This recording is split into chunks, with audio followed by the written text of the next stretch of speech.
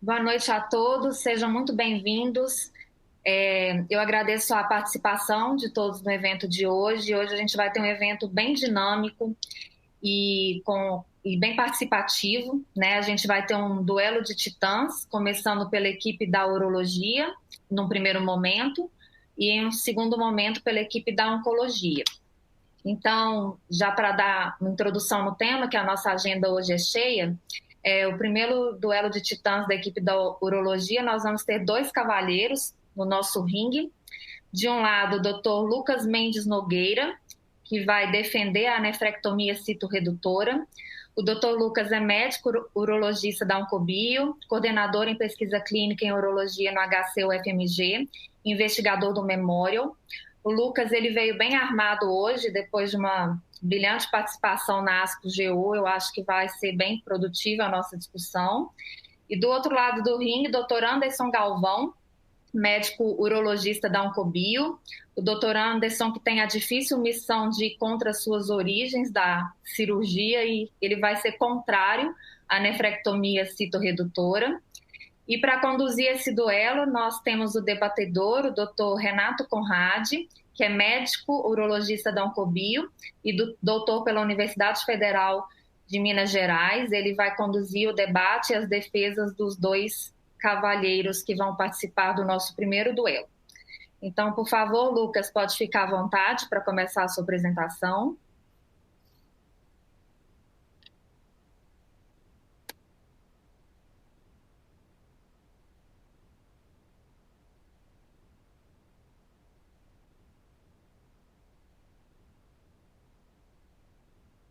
Vou ligar meu microfone aqui. Estão me ouvindo? Sim. Sim, minha tela está aparecendo, Ana? Ainda não, Lucas, deve estar subindo já. Tá joia. Só me avisa, por favor, na hora que tiver ok. Vou começar de novo.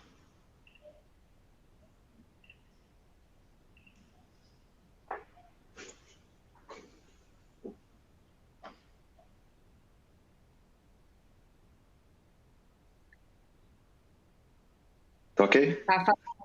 Não, Acabou de perfeito, aparecer. gente.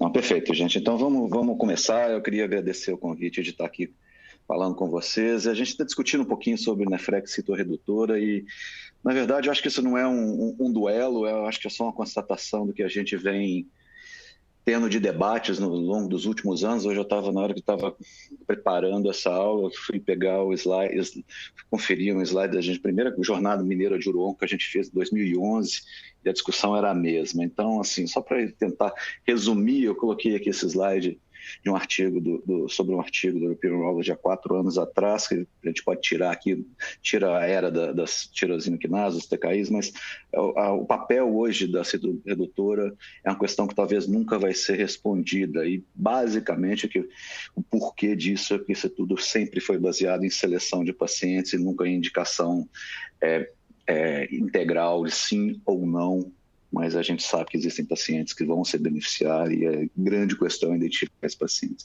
Então, como é a primeira aula, eu vou falar um pouquinho. A gente tem mais de 76 mil casos de tumores renais diagnosticados em 2021. É um aumento constante de 4 a 5% da incidência anual. E apesar de todos os avanços em cirurgia, detecção precoce, a taxa de detecção ainda em pacientes com doença metastática é em torno de 30%. A gente sabe que esses pacientes vão evoluir mal, tem um prognóstico muito pior, e a gente está hoje vendo cerca de quase 3 mil mortes de Covid por dia no Brasil. Para a gente comparar um pouquinho, são 15 mil óbitos anuais por câncer renal nos Estados Unidos. A doença é muito variável, então não dá para a gente comparar doença renal metastática como um todo. A apresentação ela varia, desde uma detecção incidental, como aqueles pacientes totalmente sintomáticos, que pode ter muitas das vezes necessidade de sintomas paliativos. Alguns pacientes com doença metastática, eles podem ser simplesmente observados, enquanto outros têm que ser tratados de uma forma muito rápida. A gente vê isso e isso nos mostra muito claramente a falha que a gente tem hoje, talvez um pouco, não a falha, mas um modo precário que a gente tem para avaliar esses pacientes hoje. Basicamente, a gente seleciona esses pacientes por questões, por estratificação clínica em grupos de risco favorável, intermediário e ruim.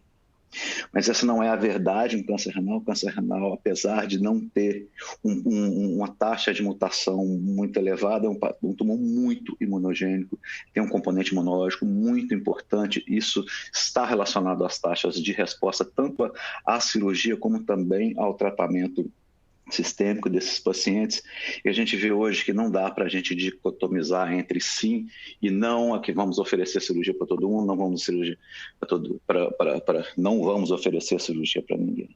Até porque os resultados de cirurgia hoje estão demonstrados que até a questão de mutação somática desses pacientes está relacionada com a resposta. Então, a gente tem muitos desafios nesse tipo de pacientes. Você sabe que a minoria desses pacientes responde à terapia com citoquinas. Existem alguns relatos, poucos, mas existem ainda poucos casos de remissão completa do tumor, seja por terapia-alvo, seja por imunoterapia. E a questão é qual é o papel atual da cirurgia nesse momento. E o que eu posso falar hoje é que a gente não pode dicotomizar. A resposta não é binária, não é nem sim, nem não, a gente tem que identificar o paciente ideal. Então, por que a gente opera esses pacientes e qual é o racional para a gente estar oferecendo cirurgia em pacientes com doença metastática? Primeiro, só para a gente remover um tumor que potencialmente tem efeitos imunossupressores, não só localmente, como sistemicamente, e também responsável por síndromes paraneoplásicas, que são muito comuns nesses pacientes. Avaliação de sintomas, muitos desses pacientes têm sintomas como dor, sangramento, que têm que ser resolvidos. A gente obter uma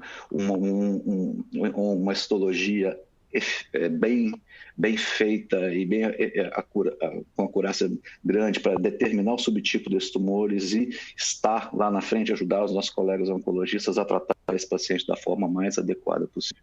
E o mais importante, apesar de relatos da literatura de remissão, e relatos recentes, inclusive, de remissão espontânea desses tumores, a gente nunca deve fazer uma cirurgia com esse intuito.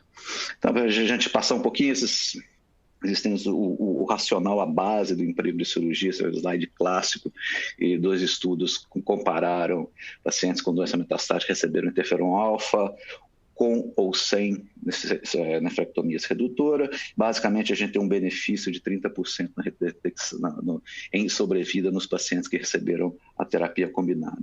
Mas o mais importante que eu quero mostrar, vocês vão estar sempre vendo falar seleção, seleção, seleção. Desde essa época, desde os primeiros estudos, foi demonstrado que nem todos os pacientes respondiam. Basicamente, a seleção já estava presente, somente os pacientes com bom status performance, e se observou esse benefício. Evoluiu-se muito no conhecimento e nas novas terapias de câncer renal a partir da metade da década passada, com o desenvolvimento de terapias-alvo, anticorpos monoclonais, e mudou-se bastante o entendimento da doença metastática. E respostas como essa: se é um paciente que foi tratado no estudo pivotal do Memória de um tumor gigante que 14 meses depois do início do tratamento com sunitinib, houve uma remissão importante do tumor e da metástase. Esse paciente pôde ser submetido a tratamento cirúrgico com a citorredutora e a metastasectomia.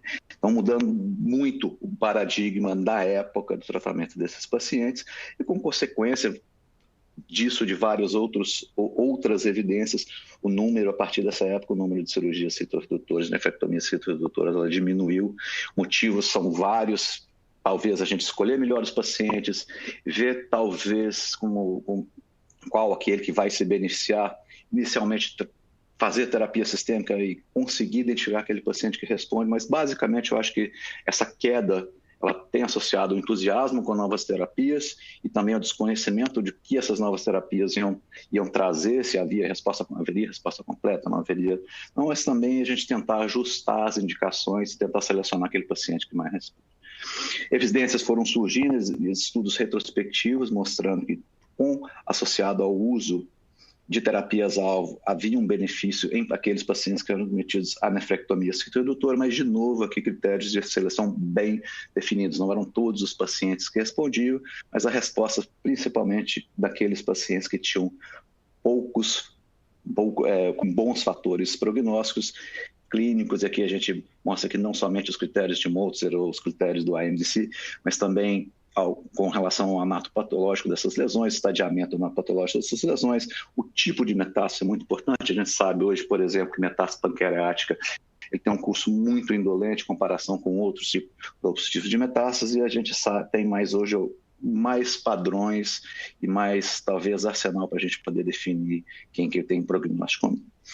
Também é evidenciado que a experiência cirúrgica conta nesse estudo realizado com dados do INCB com mais de 11 mil nefrectomias. A gente vê que aqueles centros são caracterizados com alto volume de citorredutora, eles têm até 4 meses de diferença na sobrevida desses pacientes, mostrando que experiência cirúrgica conta bastante nesses casos. E também existem fatores que têm que ser levados em consideração, aqui a questão de cirurgia, e tem várias questões que são totalmente fatores intangíveis, que vai desde o tipo de tumor, invasão local, e até a presença e a possibilidade o tipo de cuidado que você vai ter nesse paciente no pós-operatório, com presença de suporte com CTI.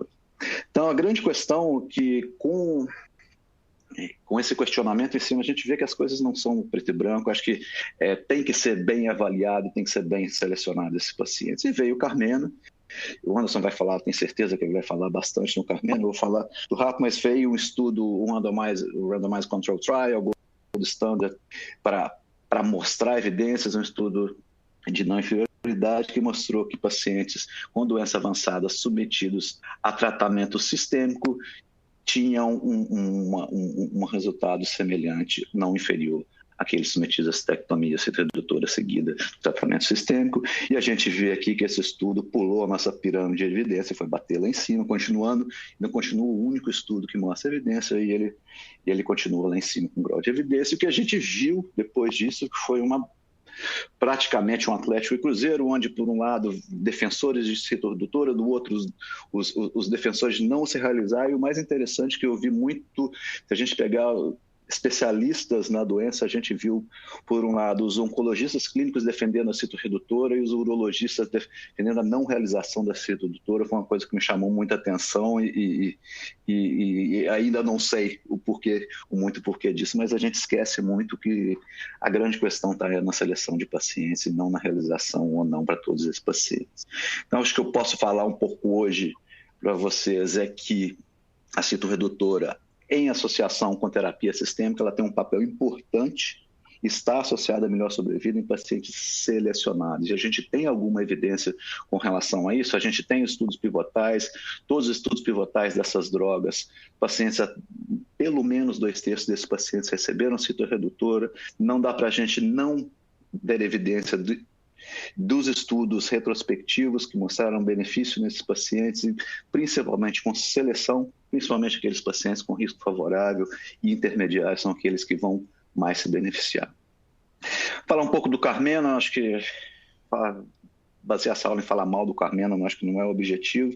Eu só falo um pouco que o Carmena ele tem algumas incoerências, ele tem falhas metodológicas, ele não tem um poder estatístico de mostrar o que ele pretendeu mostrar. É um trial que, independente de tudo, de ter colocado na sua discussão que a nefrectomia citorredutora ela está indicada aqui pelos pacientes com baixo volume de doença metastática e melhor status de performance, e não é recomendada aqueles pacientes com risco ruim. Cerca de quase 50% dos pacientes no trial tinham um risco pior prognóstico. E tem algumas questões metodológicas, eu não vou ficar aqui repetindo, mas acho que basicamente é um intention to trial, intention to trial análise em trial cirúrgico, onde quase 20%, houve um crossover de cada lado de quase 20% desses pacientes não tem como dar uma resposta adequada, com baixo recrutamento e centros com pouca experiência nisso. O que eu fico pensando e imaginando é que vou colocar como comparação, esse aqui é o Compass Trial, que comparou também de não inferioridade, comparou os resultados do Pazopanib com o Sunitinib. Se a gente tivesse a mesma metodologia e as mesmas falhas metodológicas e limitações metodológicas do Carmena, se esse estudo aqui tivesse as mesmas características, se ele iria mudar de alguma forma a prática clínica. Eu acredito que não, eu acho que nenhuma droga seria aprovada com as mesmas características. E aqui falar um pouco que nem sempre o melhor grau de evidência é aceito como verdade e incorporado nos guidelines. Aqui a gente vê também câncer renal, que apesar de um trial, um randomized control trial, mostrando que nefrectomia radical tem um benefício maior que nefrectomia parcial em pacientes com câncer renal localizado. Essa prática não é incorporada pelos guidelines. A gente vê que o guideline europeu não preconiza a nefrectomia radical nesses pacientes e também a incorporação de todos e restritamente desses estudos pode trazer prejuízos, como a gente vê aqui no PLCO, que os primeiros resultados do PLCO, cheio também de vieses, levou a US Preventive Force não recomendar o rastreamento de câncer de próstata em 2012, com consequente aumento, o dobro na incidência de doença metastática a seguir. Só para passar aqui um pouquinho, passar rapidamente, a gente sabe que hoje não é tratado terapia-alvo, não é o tratamento mais atual e mais eficaz nesses pacientes. Hoje, terapia combinada é o mais utilizado. A gente tem esse dado aqui de 2020, mas a gente tem hoje aí um New Kids on the Block, a gente tem um Nevatinib com o Pembro também, mostrando, com certeza vai ser falado depois, mas nesses casos existem evidências com o uso de imunoterapia, immune check inhibitors. A gente tem bons resultados com a nefrectomia redutora. Existem vários trials avaliando esse cenário. E a gente também, essa resposta a gente nunca vai ter, porque essas drogas e os tratamentos estão evoluindo numa velocidade muito rápida e daqui a pouco novas formas de tratamento com certeza vão substituir as atuais. E para falar uma outra coisa com relação à segurança da nefrectomia redutora, isso aqui foi apresentado na ASCO-GU, quase 1.000 pacientes submetidos a cito redutora, a grande maioria aqui de risco intermediário, e que o único fator associado ao maior risco de complicações foi a presença de trombo de cava, sendo que grupos intermediário ou pior prognóstico, cirurgia aberta, idade, não foram associados a complicações, e também aqueles pacientes que receberam imunoterapia, imunocheck inhibitors previamente, também não houve aumento de complicações e também não houve atraso desses pacientes recebessem a terapia sistêmica. Para terminar aqui, eu acho que a citoredutora tem um papel importante ainda nesses pacientes. A gente tem que selecionar bem esses pacientes. Ela nos fornece um controle local do tumor com redução de fatores imunossupressores potenciais. Aqueles pacientes com baixo risco não vão se beneficiar, não baixo risco, aqueles pacientes de pior prognóstico não vão se beneficiar de início da cirurgia. Os pacientes devem ser tratados sistemicamente. Caso haja uma boa resposta, melhor do status performance desse paciente, esse paciente pode fazer uma cirurgia com aceleradora. Acho que a gente selecionar bem esse paciente, associar bem pacientes bem selecionados com uma terapia sistêmica adequada, a gente vai beneficiar esses pacientes com um bom resultado a longo prazo. E aí, principalmente, eu acho que a cirurgia realizada em centros de alto volume é fundamental para a gente diminuir a mortalidade do mundo. E para terminar, eu acho que a gente fala que seleção é o primordial e isso não mudou e não vai ser o Carmena que vai mudar essa questão. Muito obrigado a vocês. Eu queria passar a palavra. Lucas, obrigada pela aula, brilhante como sempre. É sempre um privilégio assistir suas apresentações. Eu vou pedir licença para o Dr. Renato Conrad para antecipar uma pergunta para você, enquanto o Dr. Anderson vai colocando a aula dele. Você está na primeira ou na segunda divisão no seu slide? O dos times? Eu estou na primeira divisão, claro. Tá bom. O Anderson não, o Anderson já começa perdendo, que o Anderson está na segunda divisão. Aí não tem jeito. Então tá bom. Pode ficar à vontade, viu, Anderson?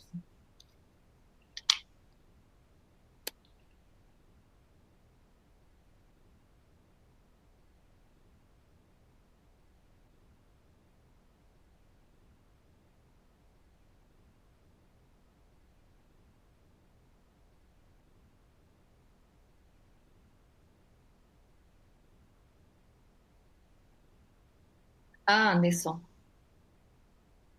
A gente está vendo os slides, mas está sem o som. Você deve estar com o microfone desligado.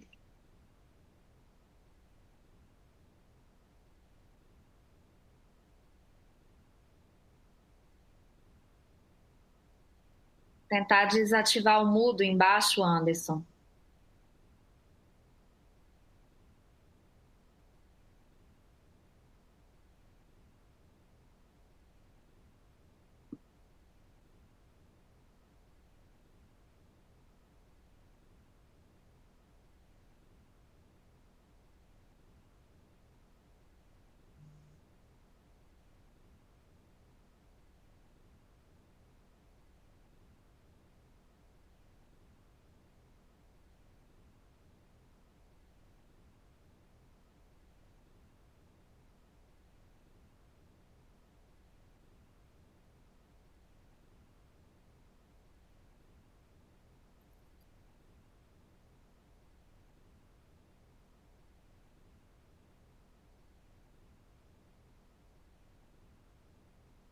Não consegui me escutar agora? Agora sim, Anderson. Nada como desligar e ligar de novo, né? Vamos lá, então.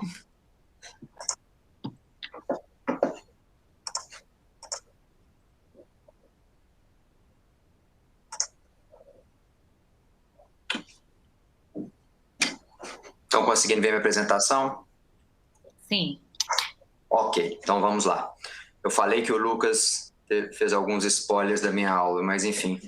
Primeiro eu gostaria de agradecer o convite ao Grupo Oncoclínicas para participar desse ciclo de discussões científicas em urologia e me deram a árdua tarefa de falar sobre ser contra a nefrectomia citorredutora, e ainda mais depois do Lucas.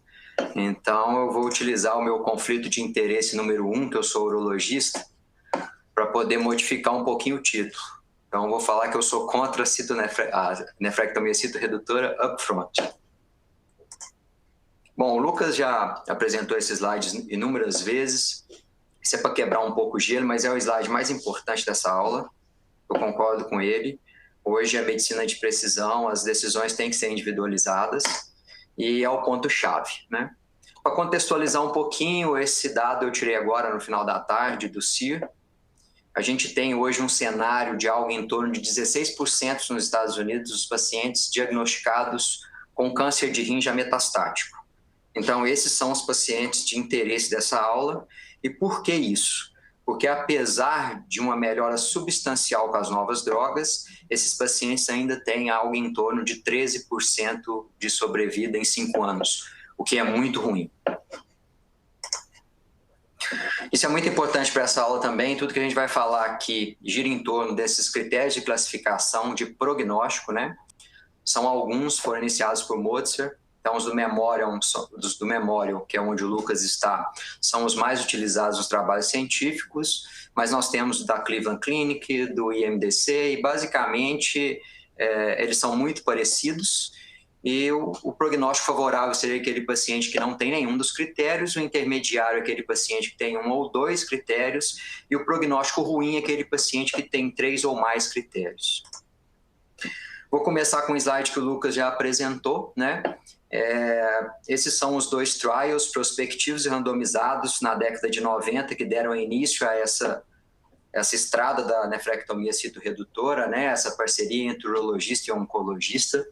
Ambos mostraram um ganho de sobrevida, né? Um endpoint importante, aí, robusto, sendo que o trial do EORTC é uma sobrevida aí de 10 meses, né? 7 versus 17 meses. Então, isso é uma coisa muito importante. A partir daí, ficou estabelecido que os pacientes deveriam ser submetidos sempre que possível a uma nefrectomia citorredutora antes, né? Como primeira opção terapêutica, né? O primeiro passo do tratamento desse paciente metastático.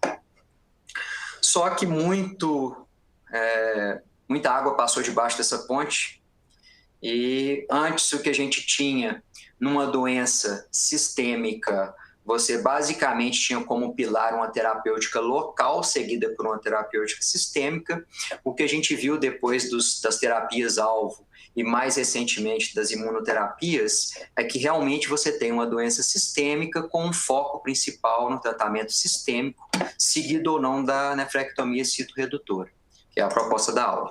Eu vou começar pelo Carmena, o Lucas já falou, o Carmena é um estudo, apesar de todos os problemas que já foram levantados, é um estudo muito bem pensado e muito bem conduzido. Infelizmente, o número de pacientes foi abaixo do esperado, então foram planejados mais de 500 pacientes, eles encerraram o estudo com 450, mas é um estudo que os pacientes receberiam a nefrectomia citoredutora upfront ou só a droga, né? A droga de terapia-alvo, no caso, sunitinib.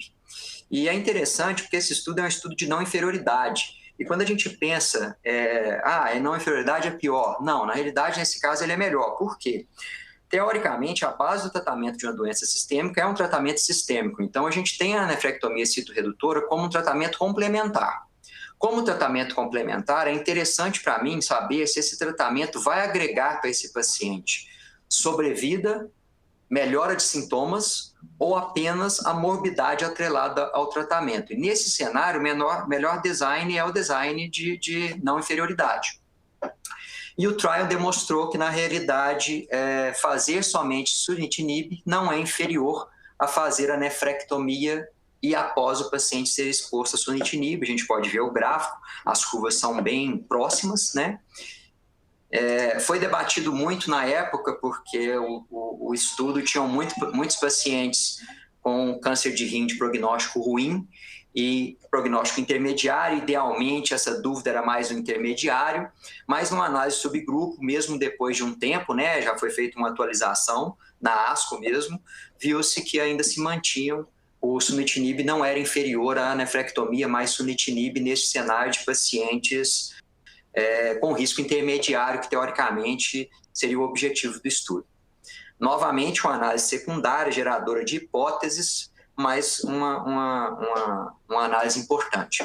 Outra análise secundária e geradora de hipóteses, que também eu considerei bastante importante, é que aqueles pacientes que receberam a nefrectomia após a exposição à terapêutica sistêmica, esses sim tinham um ganho muito grande de sobrevida, com um P significativo e um hazard ratio bem interessante. Então, o Carmena, apesar de todos os problemas, mostrou isso basicamente para a gente. Um ano depois do Carmena, nós tivemos o SURTIME. O SURTIME já foi um pouco diferente, um trial no qual os pacientes seriam submetidos a tanto a nefrectomia quanto a exposição ao sunitinib. Só muda o tempo, né? Alguns receberiam primeiro a nefrectomia, outros o sunitinib, e após o crossover, né? O que nós tivemos nesse trabalho, basicamente igual ao do Carmena, né? Aqui com uma análise não de sobrevida global, mas de sobrevida livre de progressão. Na realidade, taxa de progressão, vou explicar isso um pouquinho para vocês depois, mas basicamente a gente tem as curvas similares, né? Então não houve diferença se esse paciente foi submetido à nefrectomia como um primeiro passo, ou uma nefrectomia que a gente pode chamar de consolidadora, né? Uma nefrectomia feita após a exposição do paciente à terapêutica sistêmica. Uma outra análise subgrupo interessante também é que aqueles pacientes que foram submetidos à nefrectomia após a exposição ao tratamento sistêmico, eles têm uma sobrevida maior, isso com um P significativo. Tá? Eu falei que eu ia falar do endpoint, porque esse trial foi programado para ter um endpoint como sobrevida livre de progressão. Só que foram planejados algo em torno de 450 pacientes e foram randomizados 99 pacientes. Então, eles tiveram que rever esse endpoint primário para um endpoint de progressão pelo critério RECIST. Então, o trabalho perdeu um pouco de poder. Essa análise de sobrevida é uma análise de per protocolo, que é diferente da análise intention to treat. Novamente, a gente tem que pensar aqui em análise geradora, né, gerador de hipótese, coisas que estudos futuros têm que definir. Esse trabalho é um trabalho muito interessante, já foi apresentado na ASCO, é uma revisão com meta-análise muito bem feita pelo MD Anderson, tem a Mayo Clinic, tem centros europeus. Eu coloquei ele aqui primeiro para endossar o que eu estou falando, que a nefrectomia citoredutora, ela não é pior, a nefrectomia citoredutora após o tratamento com droga sistêmica, ela não é pior do que a nefrectomia num primeiro momento, com tendência a ser melhor. E uma coisa que foi interessante é que esse trabalho pegou todos os trabalhos mais importantes da literatura. os 33 papers mais importantes e fez uma análise de sensibilidade em relação a risco de viés desses trabalhos. Então, vocês estão vendo a todo momento, tanto o Lucas quanto eu, falando dos problemas do Carmena e do Surtime, só que somente o Carmena e o Surtime, nesse trabalho, tiveram um risco moderado, que já é ruim. Todos os outros trabalhos que são comparados e utilizados para debater essa questão da nefrectomia citoredutora upfront foram classificados como alto risco de viés. Nenhum trabalho foi classificado como baixo risco, né? Infelizmente, mas enfim. E chega a questão principal, nós estamos falando aqui, falamos de interferon, que a gente não tinha basicamente o que ser feito, então realmente a citoredutora era um tratamento importante. A gente tem que lembrar que até 7% dos pacientes têm regressão completa das metástases após a nefrectomia citoredutora, de 2 a 7, isso é importante. Passamos por um período que seriam as terapias-alvo, né? Apesar que os imunoterápicos são terapia-alvo, mas a gente usa mais terapia-alvo para os inibidores do VEGF e para o mTOR. E agora nós estamos numa era de imunoterápicos, né? E aí fica a pergunta, será que a nefrectomia citoredutora ainda é benéfica para esses pacientes? Isso daqui é um slide tirado da ASCO-GU, no qual um representante do IMDC faz esse questionamento, né? Que benefício que seria esse que já foi questionado na época da terapia-alvo? E nós não temos resposta para isso, né? O Lucas mostrou esse slide também. Nós temos 2 trials importantes em andamento, né? Randomizados, prospectivos, o NORDIC e o PROBE. O PROBE, inclusive, é da SWOG. Infelizmente, com resultados aí esperados para 2023, 2025, mas hoje a gente não teria como falar, né, responder essa pergunta. E eu queria deixar isso como mensagem para casa. Isso daqui é um consenso do grupo canadense de pesquisa em câncer de rim, que é um grupo muito atuante nessa área. Basicamente, são 3 slides para poder atiçar um pouquinho o pensamento de vocês. Então, quando que eu não vou fazer nefrectomia citoredutora, principalmente como primeira etapa no tratamento?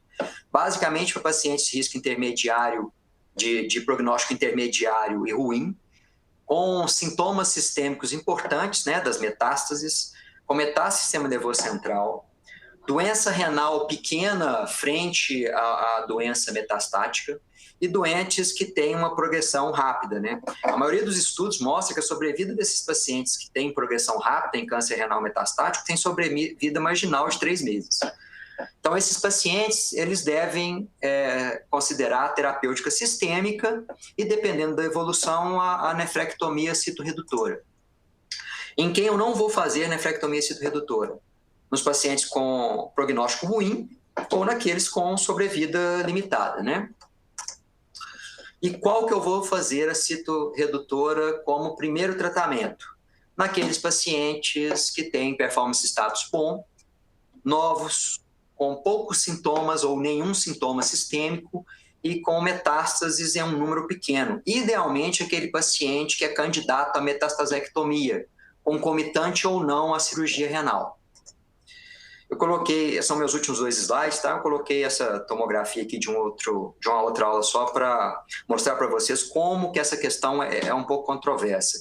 Esse é um paciente de 52 anos, assintomático, sem comorbidades, com algumas metástases pulmonares e com essa lesão renal passível de nefrectomia parcial. Ele é de risco intermediário pela classificação, porque ele tem aquele critério de menos de 1 ano para o tratamento. E será que esse paciente não vai oferecer uma nefrectomia citoredutora? E aí eu parto para o meu último slide, que é o mais importante, né? É reconhecer que câncer renal é muito complexo, principalmente o câncer renal metastático, e essa decisão, se vai ser feita a nefrectomia citoredutora ou não, e quando, é importante que seja compartilhada de uma maneira multidisciplinar.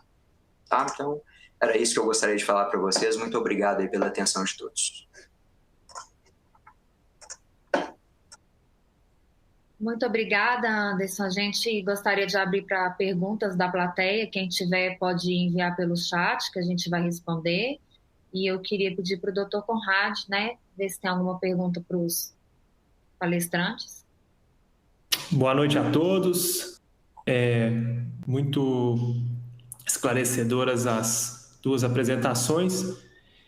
Gostaria de perguntar para o Lucas, eu acho que tanto o Lucas como o Anderson falam, e eu acho que é a mensagem mesmo que tem que ser passada, sobre a seleção de pacientes. O Lucas consegue me exemplificar um paciente no qual ele faria uma nefrectomia citoredutora, que ele identificaria esse paciente, falaria, esse eu gostaria de fazer uma nefrectomia citoredutora. Renato, a questão acho que assim, vamos colocar, acho que é questão de identificar paciente, que a gente tem alguns fatores que a gente tem que levar em consideração. Tá? Se você chegar, aquele paciente jovem que te chega com o diagnóstico inicial o que a gente coloca aqui? Primeiro, a saúde do paciente. Tá?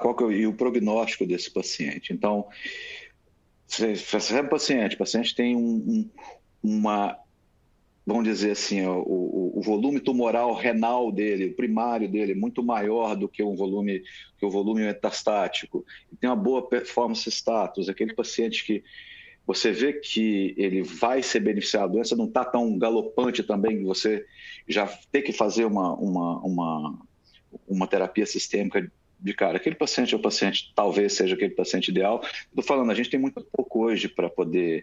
não sei se vocês são mais novos, não lembra do Mr. Magoo, né? Mas lembra daquele Mr. Magoo? Colocava velhinho, colocava... Pois a gente está igual ao Mr. Magoo, procurando a melhor critério de seleção desse paciente, sendo que o melhor critério de seleção desse paciente é molecular.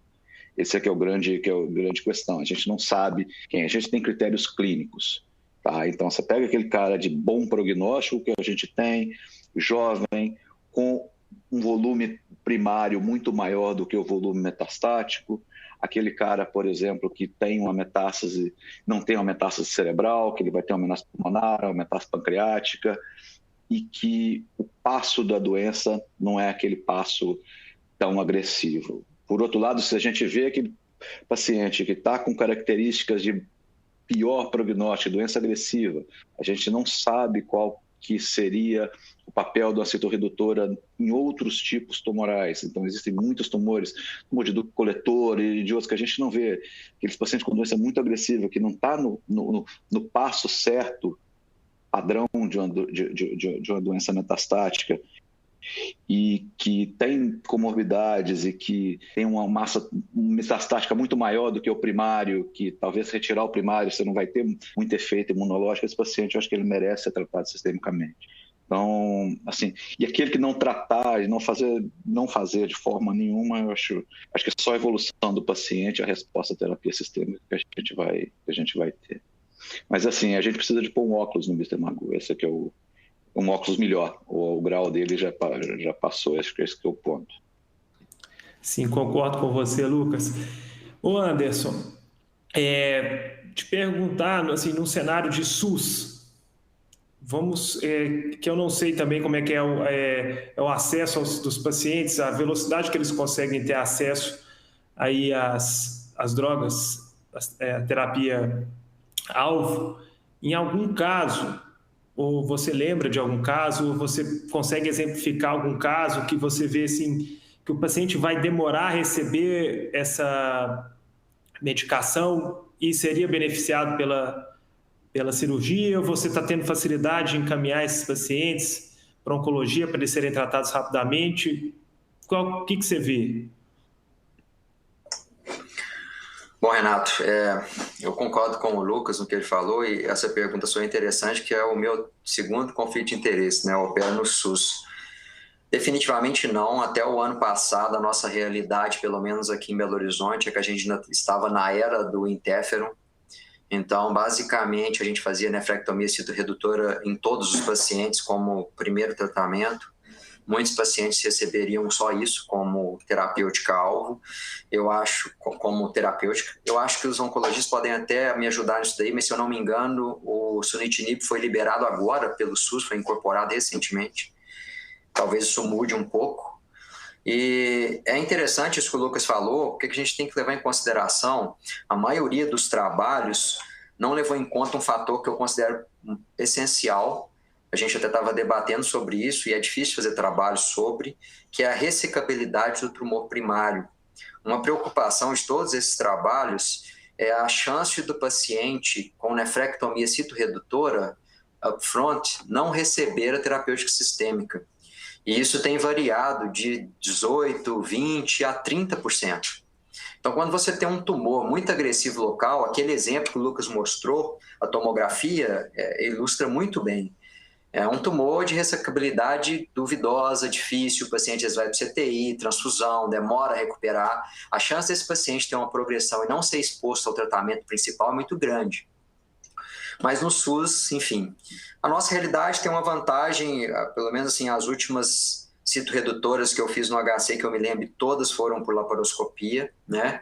Isso é muito bom, porque o doente fica 24 horas no hospital, tem um pós-operatório muito bom e basicamente 1 a 2 semanas depois ele tem condições de ser exposto ao tratamento sistêmico. Mas são fatores que a gente não tem como controlar, infelizmente, né? A medicina privada, a medicina de convênio e a medicina do SUS, que aqui no Brasil tem muita diferença. Parece que tem perguntas aqui da plateia. Eu vou ler aqui para vocês. Aqui, Dr. Paulo Viegas perguntou: mesmo se possível, temos respaldo na literatura para fazer uma nefrectomia parcial citorredutora? Vocês acham que há justificativa para isso? Posso responder, Lucas? Eu tive acesso a um trabalho agora, antes de ontem, fazendo uma revisão para a aula, muito interessante, que foi desse mesmo grupo canadense, que eles fizeram um levantamento com 37 pacientes, se eu não me engano, com nefrectomia parcial no cenário de câncer renal metastático. É um trabalho inicial, né, assim, evidência é ruim, mas mostrando que a evolução foi similar àqueles pacientes que receberam nefrectomia radical. E isso foi muito frisado na última aula, a última aula do IMDC foi 2020, na ASCO GU de 2020, que esses pacientes não são endereçados em nenhum desses trabalhos que nós discutimos aqui, nem nos prospectivos e nem nas séries prospectivas não randomizadas ou retrospectivas. Então, a gente não tem um respaldo importante, mas eu consegui encontrar esse dado aí, depois eu posso encaminhar para o PC. Mas, teoricamente, você está autorizado a tentar uma nefrectomia parcial nesse cenário. Eu não conheço outro trabalho contraindicando isso. A grande questão é que não é a disseminação, a questão não é local, a questão é sistêmica. Então, a nefrectomia parcial ela tem um controle local muito grande da doença e aqui a gente faz, sempre que possível, dá para fazer nefrectomia parcial. Tem uma série de memória com nefrectomia parcial citorredutora, sempre que possível, com margens bem seguras e tudo. A preservação da função renal desse paciente é importante lá na frente. Então, esse talvez o racional para se fazer sem perder ganho oncológico, a segurança oncológica nesse caso.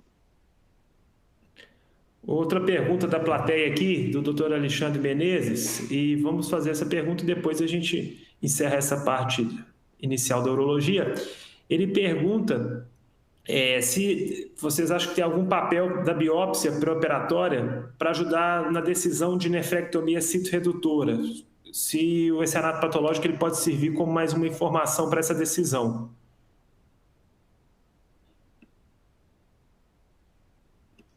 Eu acho que a questão toda, acho que não para definir se vai fazer citorredutora ou não, tá? Mas para a gente definir se a gente vai submeter esse paciente a uma terapia sistêmica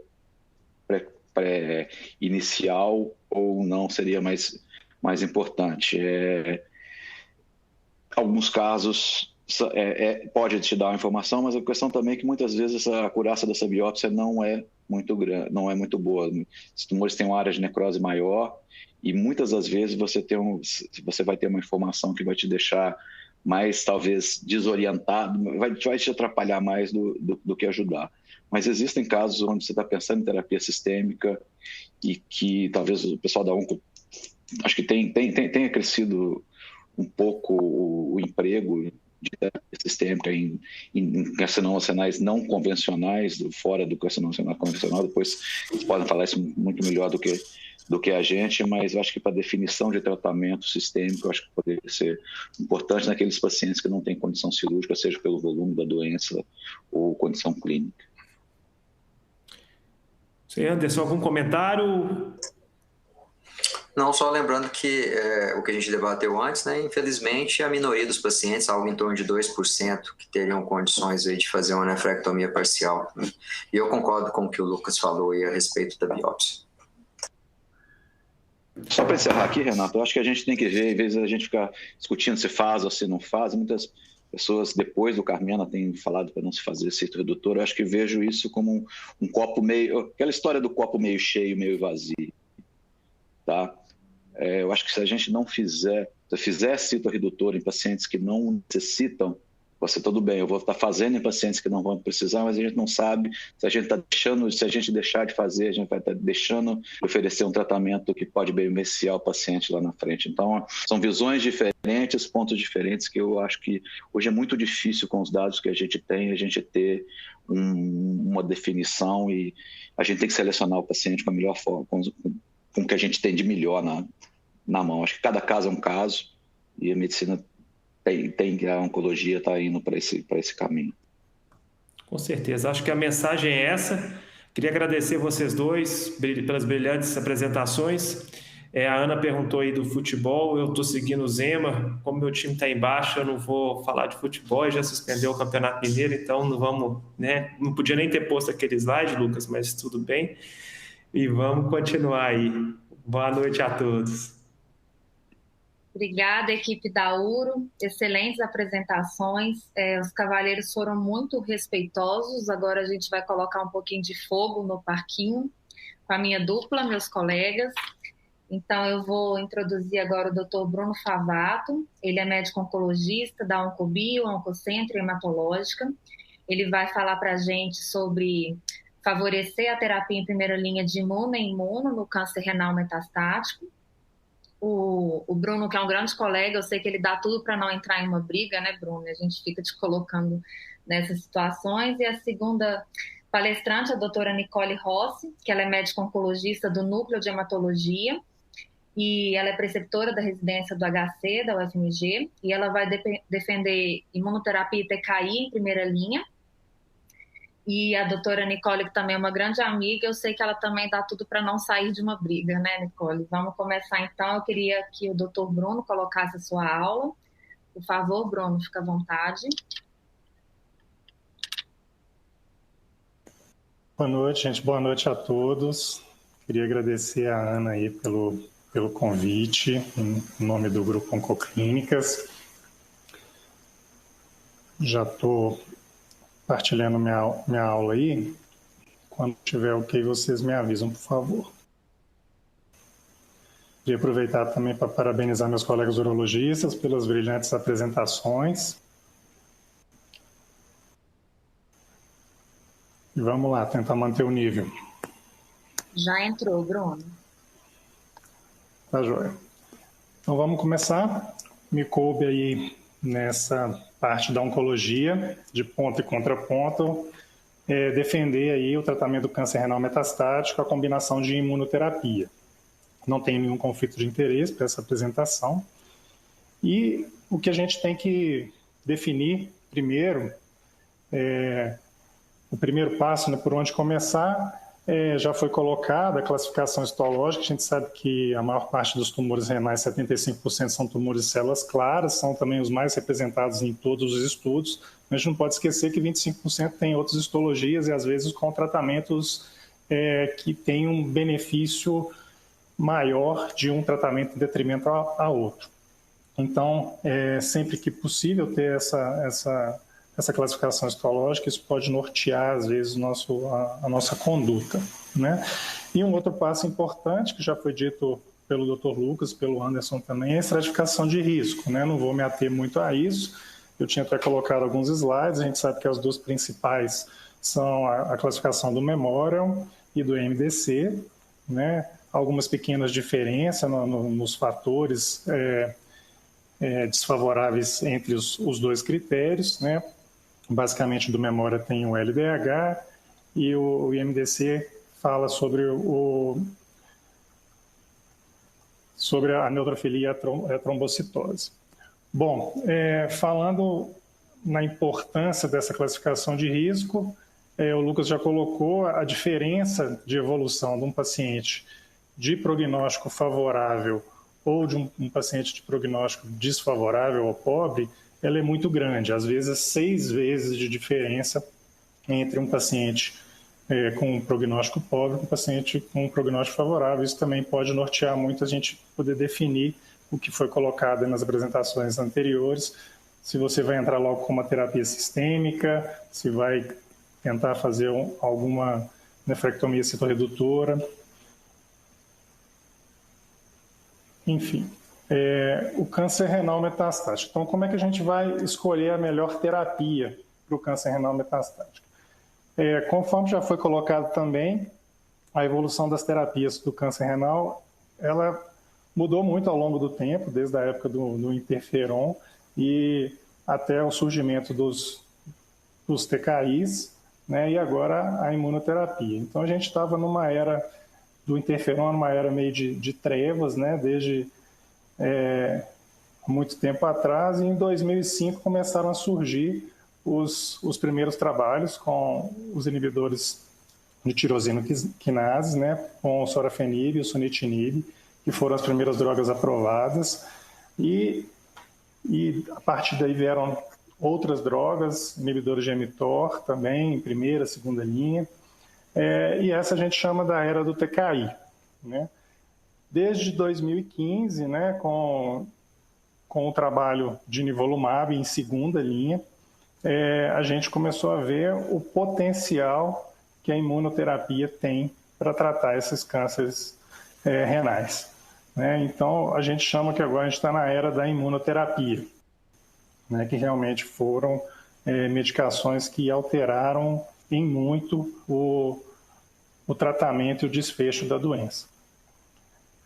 Para começar, falando desse primeiro trabalho, né, foi feita uma comparação do sunitinib versus interferon, um trabalho que foi publicado em 2007, um trabalho de 2005, 2006 e foi publicado em 2007 no New England, com 750 pacientes. É importante frisar que o endpoint dele era sobrevida livre de progressão, que foi positivo, com hazard ratio de 0,42 em favor do sunitinib, mas ele não teve ganho de sobrevida global.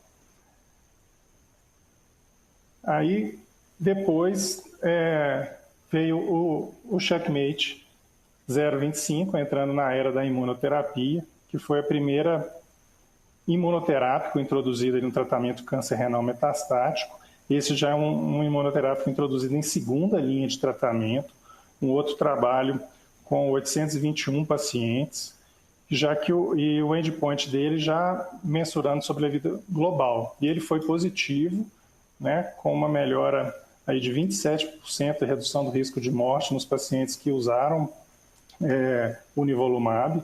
Então, ele apresentou um ganho de sobrevida global robusto e foi uma surpresa na época que a maioria dos TKIs não estava dando ganho de sobrevida global. Então, um imunoterápico em segunda linha mostrou esse ganho de sobrevida global e a evolução natural foi trazer essa droga para a primeira linha, né? Essa é a curva do estudo CheckMate. Então, surgiram vários estudos aí com a imunoterapia em primeira linha, né? Eu não vou me ater a todos, vou falar do que interessa para defender meu ponto de vista aqui de combinação de imunoterapia, que é esse último aí, a combinação de nivolumab com ipilimumab. Esse estudo é um combo de imunoterapia em primeira linha, que é o estudo CheckMate 214. Ele foi publicado inicialmente em 2018. É um estudo que compara o nivolumab mais o ipilimumab contra o sunitinib, que era a terapia padrão na época, para carcinoma de células renais avançado. Ele, na primeira análise, em 2018, o grupo do nivolumab, da imunoterapia, ele não atingiu a mediana de sobrevida versus 26 meses, com hazard ratio de 0,63. E o que impressionou foi que ele teve uma taxa de resposta completa de 9%. Esse é o desenho do estudo, né, com os critérios de elegibilidade, e estratificou os pacientes em grupos prognósticos. para poder fazer a análise depois, mas vale a pena salientar que foi um estudo desenhado para avaliar os pacientes com risco intermediário e alto. Tá? Então, tratando desses grupos, né, aqui já estão as análises. Essa aqui é a análise inicial de 17,5 meses. A gente tem todas as análises interinas até a última, que foi agora de 2020, da última ASCO, de 48 meses já de acompanhamento dos pacientes. É um estudo que vale a pena que ele, salientar que ele continua positivo, mesmo até 48 meses de análise, ele continua se mantendo positivo para benefício em sobrevida global, com hazard ratio agora de 0,65. E aqui a gente vê as curvas, né? A curva da direita de sobrevida global e a da esquerda de sobrevida livre de progressão, que nessa análise de 48 meses ela se mostrou positiva, apesar de nas primeiras análises ela ainda não estava positiva. Bom, quando a gente estratifica esses pacientes do CheckMate 214, a gente vê claramente que o subgrupo de risco intermediário e pobre foi o grupo que tem o maior benefício do uso dessa terapia de nivolumab com ipilimumab. E a gente vê que na população intention to treat não há benefício, não existe benefício nem de taxa de resposta. E no grupo de risco favorável, o uso do sunitinib ele é até melhor do que o uso da imunoterapia combinada. Isso depois, um estudo posterior, comprovou que os pacientes de risco favorável, a via principal de progressão do tumor é a via angiogênica, com isso o sunitinib teria realmente um efeito melhor nesses pacientes. Mas no risco intermediário e pobre, a resposta com o uso do combo de imunoterapia, ele é muito robusto. Uma coisa que vale a pena salientar com o uso de imunoterapia é a duração da resposta, uma resposta sustentada desses pacientes ao longo do tempo, o que a gente vê nessas curvas, mesmo na curva de pacientes favoráveis, em que existe uma resposta maior inicialmente para o sunitinib, mas a cauda da curva da imunoterapia ela é mais alongada e as curvas se cruzam. Esse slide é importante, ele é interessante, ele mostra dos pacientes respondedores que tiveram resposta completa, as bolinhas vazias representam o início da resposta, as bolinhas cheias, a progressão da doença. Os pacientes, os traços alaranjados são os pacientes que estão em tratamento e os traços em azul escuro são os pacientes que estão no intervalo de tratamento. Então, a gente vê que desses pacientes com resposta completa, muitos já tiveram resposta, interromperam o tratamento, não estão tomando tratamento, mas continuam respondendo à doença. Você vê que ao fim de cada linha, onde tem a setinha, que são pacientes que estão mantendo a resposta. Isso mesmo no grupo de risco favorável. Então, os pacientes que tiveram resposta completa, mesmo no grupo de risco favorável, são pacientes que respondem de forma sustentada. Isso é um ponto importante. Após esse estudo, né, vieram outros estudos, a Nicole vai detalhar bem esses estudos aí, com a combinação de imuno com TKIs, né? Particularmente acho que isso agrega toxicidades, ela vai comentar sobre isso, depois deixar isso para discussão. E quais seriam as conclusões aí? Então, o estudo de combinado de imunoterapia é um estudo do CheckMate 214, um estudo que mostrou benefício global para pacientes de risco intermediário pobre. É um estudo robusto, com resposta duradoura, um estudo maduro, né? Tem um período longo de follow-up, tinha 48 meses de follow-up. Tem a questão do intervalo livre de tratamento, que é uma coisa importante, que a gente tem que pensar, que muitas vezes o paciente, ele, por algum motivo, ele tem que suspender a medicação, mas são pacientes que, em grande parte, mantêm a resposta duradoura.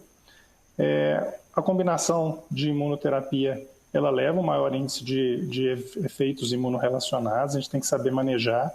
Eu acho que o principal fator é orientar bem o paciente e as famílias a poder reconhecer esses efeitos de uma forma bem precoce para que a gente possa manejar isso da melhor maneira possível e evitando de interromper o tratamento, né? E fazer uso de corticoide.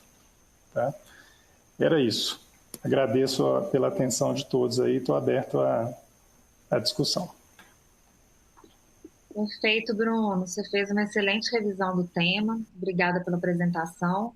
Queria convidar a doutora Nicole para ir subindo a apresentação dela. E, enquanto isso, convidar os participantes, se tiver alguma pergunta, pode colocar no chat que a gente vai levantar no debate. Pode ficar à vontade, Nicole. Beleza, vou só subir a apresentação aqui.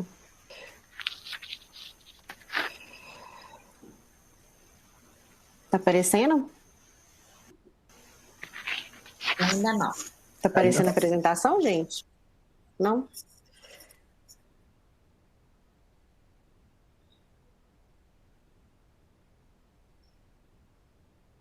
E aí, começou? Apareceu? Ainda não, Nicole. Assim que ela subir, eu te aviso. Ah, tá, beleza.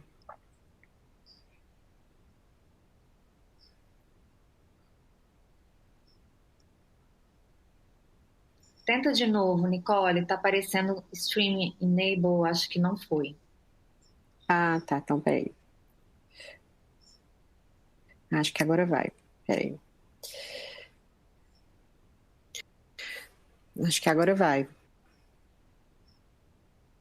Foi? Ainda não. Foi, tá indo. Só um minutinho, tá fazendo o download. Pronto, já tá na tela. Então, beleza. Então, queria agradecer a Ana pelo convite e parabenizar a todos pelas palestras, muito esclarecedoras, e vou começar a minha.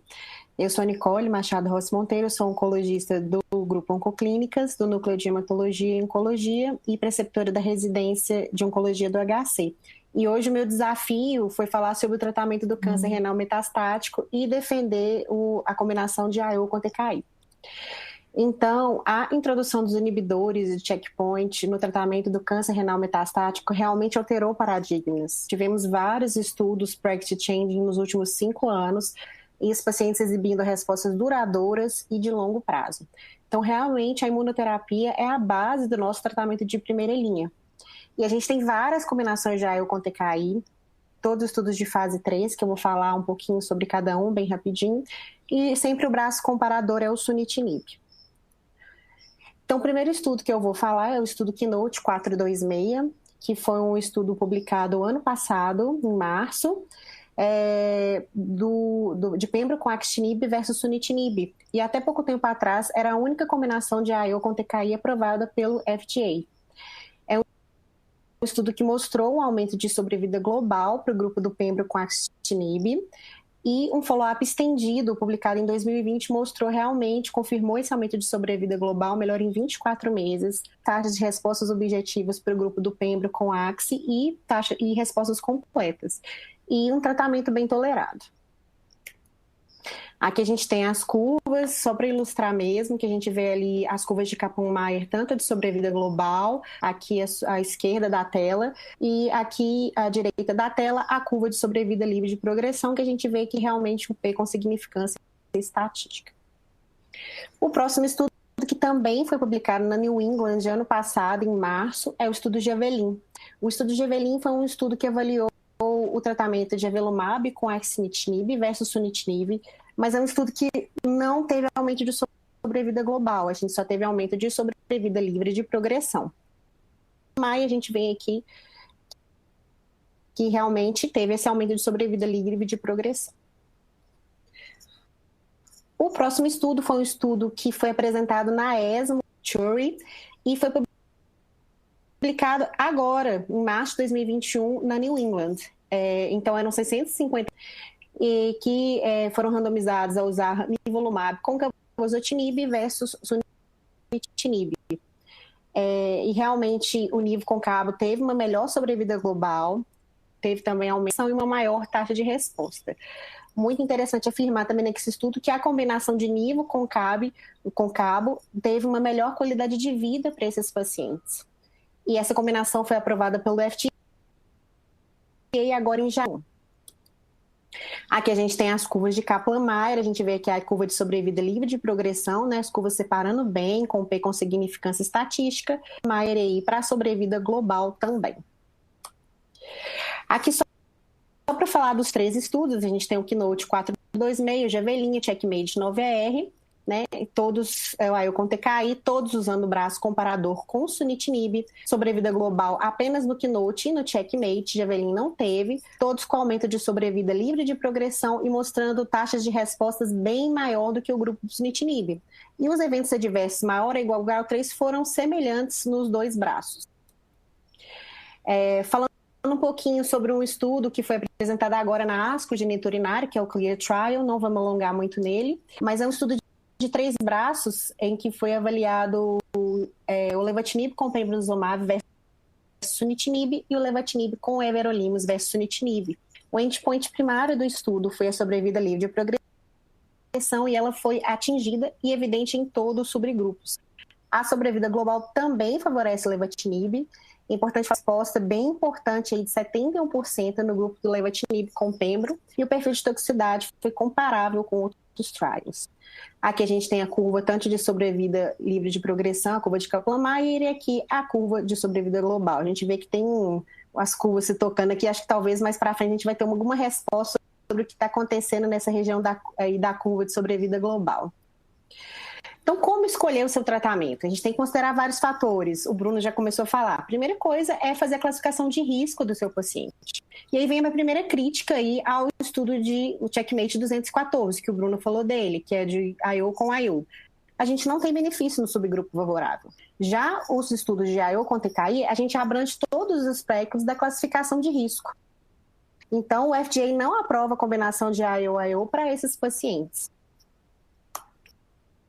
Aqui só as curvas, o Bruno também mostrou essa curva, mas acho que ele mostrou a curva de taxa de resposta. As curvas de sobrevida global nos pacientes de risco pobre e intermediário. E olha a curva de sobrevida global nos pacientes de risco intermediário. As curvas se tocam, né? Então, realmente, não tem benefício nesses pacientes usar IO-IO. Em relação a eventos adversos, os riscos de toxicidade imunomediada realmente é muito maior com IO-IO do que com IO-TKI. No Checkmate 214, até 22% dos pacientes tiveram que descontinuar o tratamento por toxicidade e tiveram que usar corticoide em altas doses para eventos imunológicos. Então, se o paciente tiver uma história prévia de doença autoimune ou uma relativa contraindicação ao uso de corticoide, por exemplo, diabetes descompensado, a combinação de IO com TKI deve ser favorecida. Em relação à taxa de resposta completa. Então, na combinação de IO com TKI, a gente vê taxas de respostas bem maiores. Inclusive, no CLEAR Trial que eu falei, chega até 71%. Então, um paciente que tem doença volumosa ou uma lesão local crítica, a gente precisa de um rápido controle de doença, a gente deve favorecer o IO com TKI. Aqui é uma meta-análise brasileira, né, porque a gente não tem nenhum estudo prévio comparando IO com TKI versus IO com IO. A gente tem essa meta-análise do grupo LACOG, em que foram randomizados eles analisaram 4 estudos randomizaram. Então, tinha um grupo com estudos com sunitinib, 550 pacientes com ipinivo, 432 com pembro e axi, 442 com avelumab e axi e 454 com atezo e beva. A meta-análise mostrou que não tem diferença de sobrevida global no tratamento de ipinivo e pembro com axi. Também não teve diferença de sobrevida livre de progressão dos tratamentos e a taxa de resposta foi superior com IO com TKI. Então, realmente, é a terapia mais efetiva em termos de taxa de resposta. Então, aqui um sumário de todos os estudos de primeira linha, né, menos o Javelin, porque o estudo de Javelin não teve aumento de sobrevida global. Então, a gente vê que todos os estudos do Checkmate 214, o Keynote, o Checkmate 9R e o CLEAR, todos com aumento de sobrevida global, né?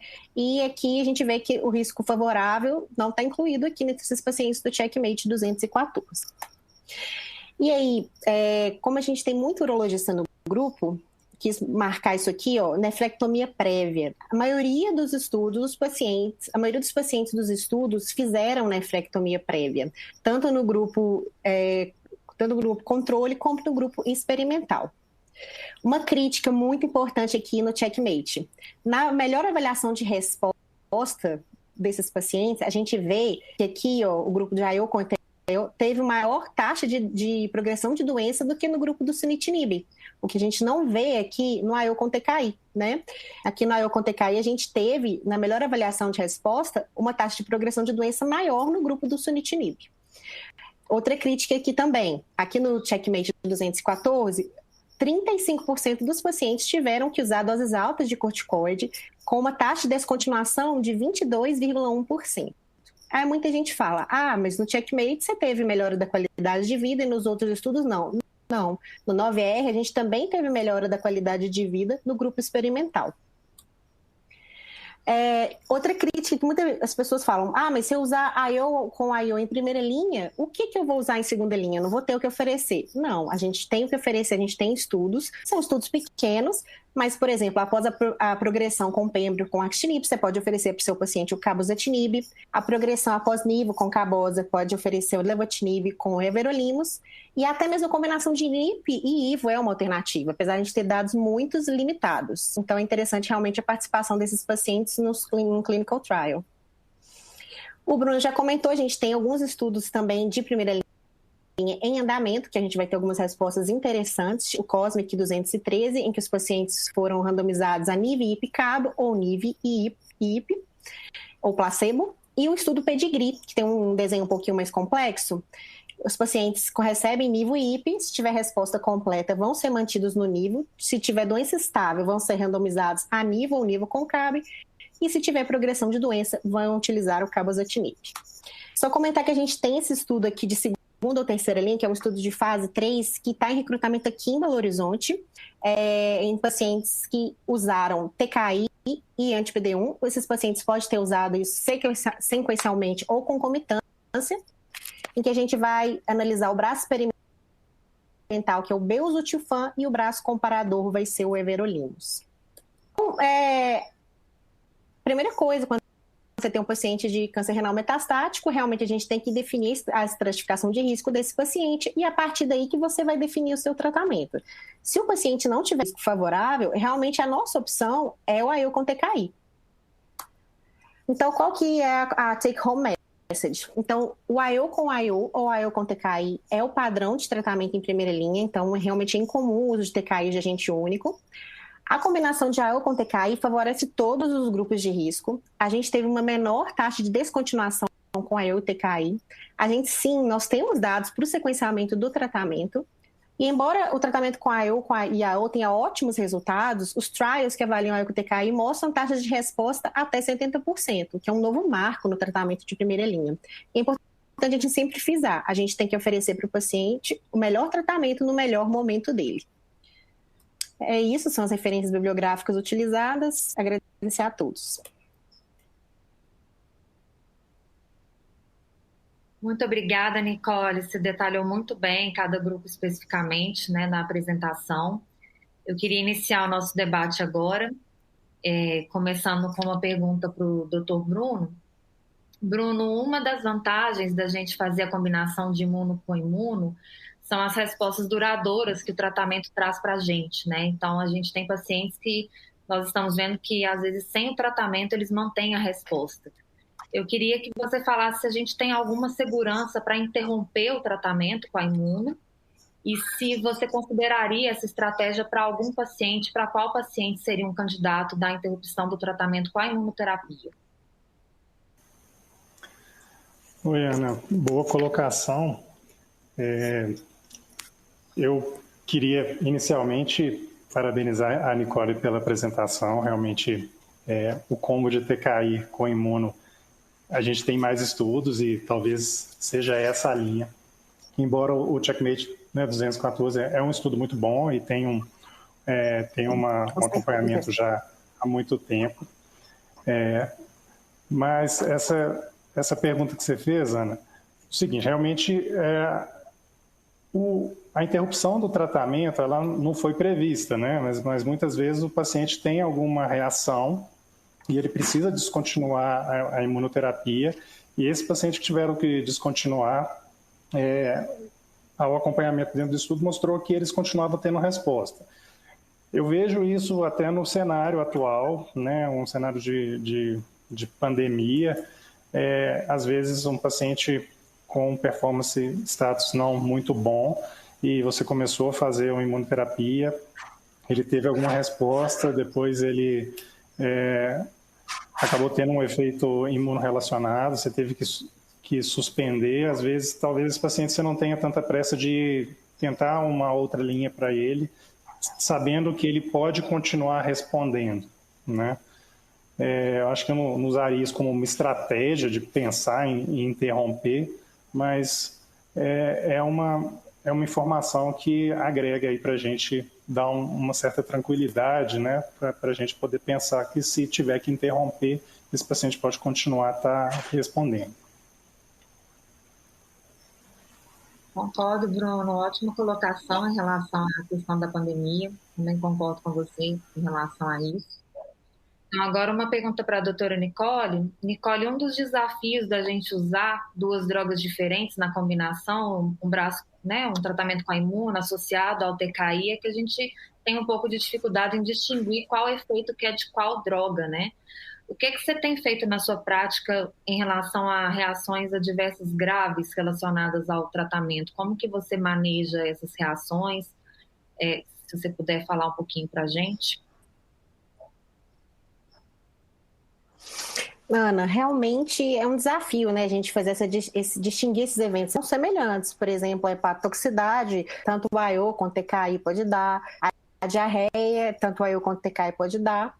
Mas eu creio que a primeira coisa é conhecer bem o mecanismo de atuação das drogas e os prováveis eventos adversos. Eu vou dar um exemplo, por exemplo, do manejo da diarreia, que é um evento adverso bem comum. Um paciente que está usando Pembro e Actinib com diarreia, o que fazer? Nós sabemos que ambas as drogas são capazes de provocar diarreia, mas o Actinib costuma provocar muito mais diarreia que o Pembro. Então, de repente, uma estratégia interessante seria suspender o Actinib e acompanhar bem de perto esse paciente, né? Porque o Actinib tem uma meia-vida curta.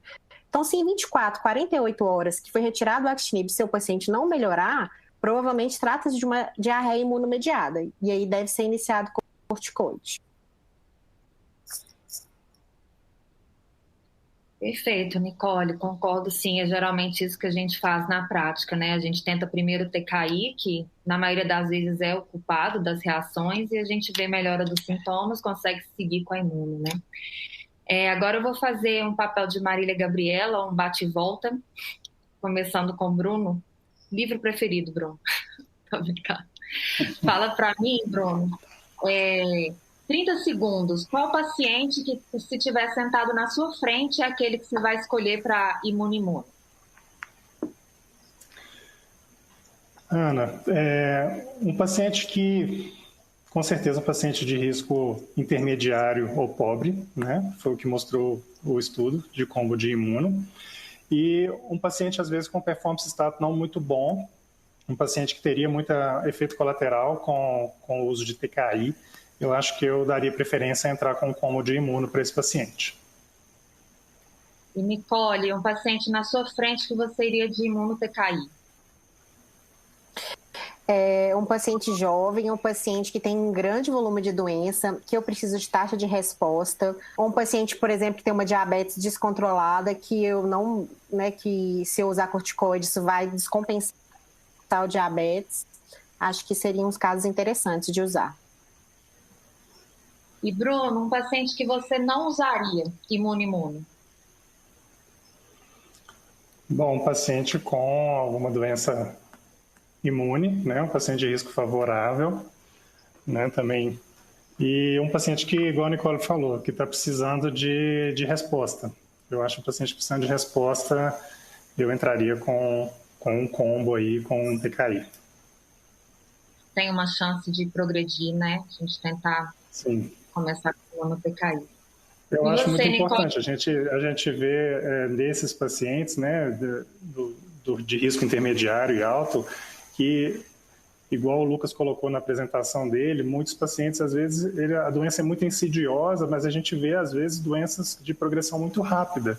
E eu acho que, nesses casos, não tem como abrir mão de usar um TKI associado. Concordo, Bruno. E, para finalizar, Nicole, o paciente que você não usaria imuno TKI? TKI? Olha, eu não usaria realmente o IO com TKI, né? Num paciente que tem um pouco volume de doença, num paciente com performance status mais limítrofe, num paciente muito idoso, né? Porque a gente sabe que TKI tem os seus eventos adversos, né?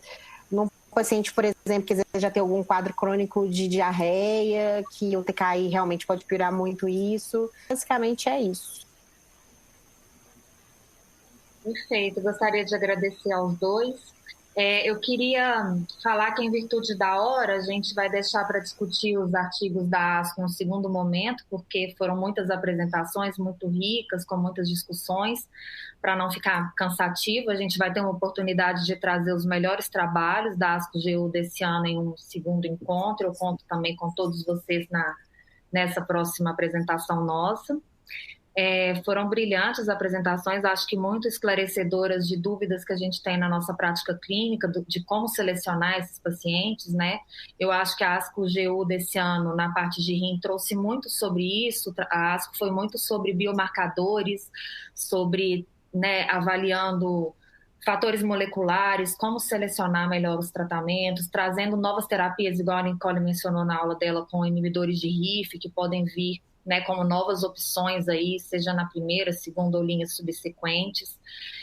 Trouxe trabalhos na parte da URO muito interessantes para quem quiser acompanhar sobre vigilância ativa, né? Eles avaliaram que apenas a taxa de crescimento tumoral, do crescimento do tumor, pode não ser suficiente para acompanhar, às vezes ter outros fatores como tipo histológico, fatores moleculares como VHL, BAP, outros fatores moleculares são importantes para fazer essa vigilância ativa dos pacientes e, na presença desses marcadores, talvez tirar esses pacientes da vigilância ativa e oferecer uma estratégia mais invasiva de tratamento.